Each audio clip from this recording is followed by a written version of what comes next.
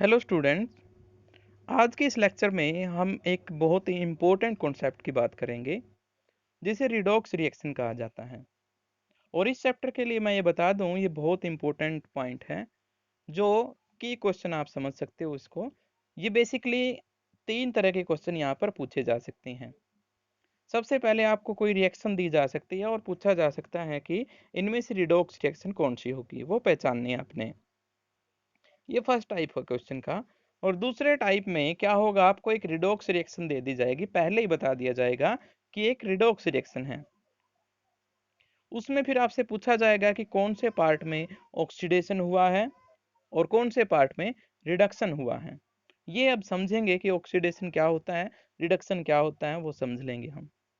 उसके बाद redox reaction के बारे में आपसे डेफिनेशन और एग्जाम्पल पूछा जा सकता है।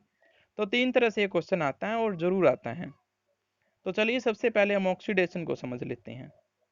ऑक्सीडेशन को समझने के लिए कुछ ऑब्जर्वेशन जो है वो ली गई हैं और उन ऑब्जर्वेशन के बेस पे एक थ्योरी डेवलप्ड की गई है। 10th क्लास में हम सिर्फ इतना ही पढ़ेंगे कि यहाँ पर गेन ऑफ ऑक्सीजन होता है।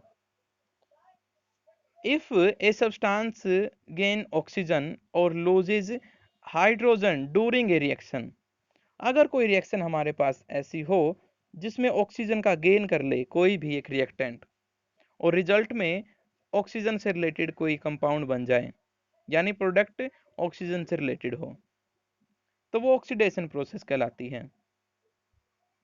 जैसे यहाँ पर एग्जांपल देख सकते हो आप, यहाँ पर कॉपर ली गई है, कॉपर मेटल, उसको हमने हीट कर दिया in the presence of oxygen. तो जब ऐसा करेंगे तो रिजल्ट में हमें कॉपर ऑक्साइड मिलता है और इसका कलर चेंज हो जाता है, ग्रीनिश हो जाता है colour. Pure copper white colour का होता है, शाइनिंग वाइट। लेकिन ऑक्सीजन मिक्स होते ही इसमें ये जो कॉपर ऑक्साइड बना, ये ग्रीनिश कलर का हो जाता है। और जब क्वांटिटी बढ़ती जाती है ऑक्सीजन की, तो ये ग्रीनिश से चेंज होने लगता है स्काई ब्लू की तरफ। यानी हम कह सकते हैं डार्क कलर होता रहेगा जैसे जैसे ऑक्सीजन की सप्लाई बढ़ती रहेगी। तो नॉर्मल वे में हम कह सकते हैं ये ग्रीनिश कलर हो जाता है इसका।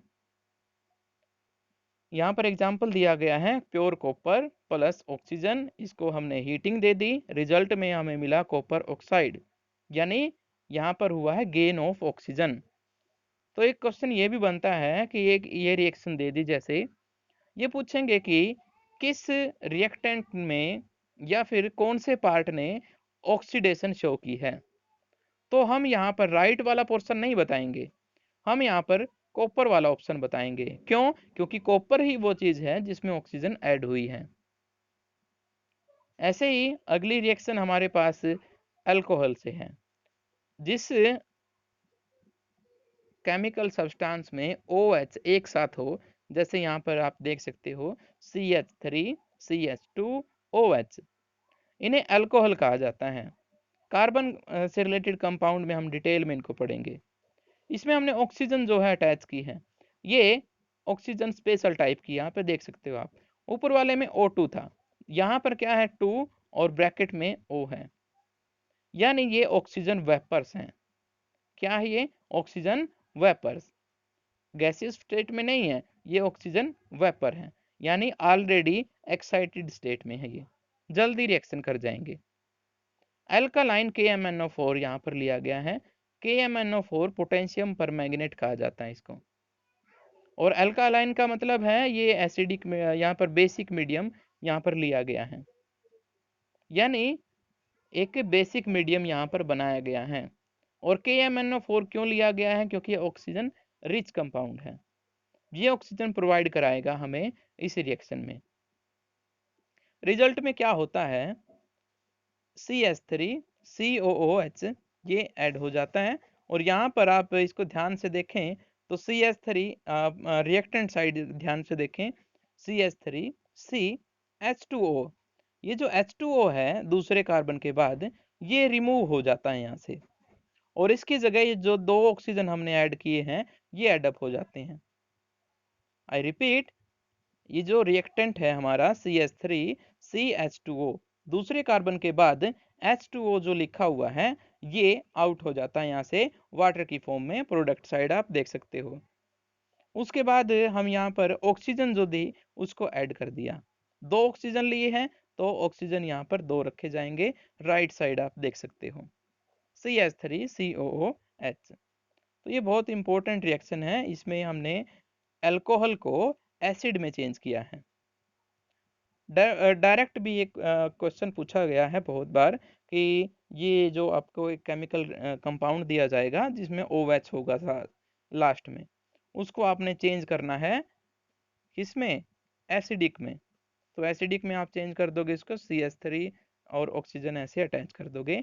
अल्कालाइन के MnO4 की कंडीशन जरूर अप्लाई करोगे, थोड़ी सी हीटिंग और ये चेंज हो जाएगा। उसके बाद एक और इम्पोर्टेंट हमारे पास कॉन्सेप्ट है जिसे रिडक्शन कहते हैं। अगर कोई रिएक्शन ऐसी हो जिसमें ऑक्सीजन हटा दी जाए तो वो रिडक्शन कहलाती है। या दूसरे पॉइंट में हम समझें, इसमें हाइड्रोजन ऐड की जाती है। जैसे ऑक्सीडेशन में हमने ऑक्सीजन ऐड की थी, यहाँ पर हम हाइड्रोजन ऐड करेंगे। तो बहुत आसान है, एग्जाम्पल दिए गए हैं। कॉपर ऑक्साइड प्लस H2, यहाँ पर हमने H2 ऐड की है यानी हाइड्रोजन ऐड की है। अब जैसा कि यहाँ पर डेफिनेशन में बताया गया था, ऑक्सीजन रिमूव होगी यहाँ से, तो जहाँ पर ऑक्सीजन लगी हुई है वहाँ से हट जाएगी, कॉपर बन जाएगा अकेला, और जो H2 था उसके साथ ये O एड अप हो जाएगा। यहाँ से 2 कंपाउंड बने हैं, कॉपर प्योर और साथ में वाटर।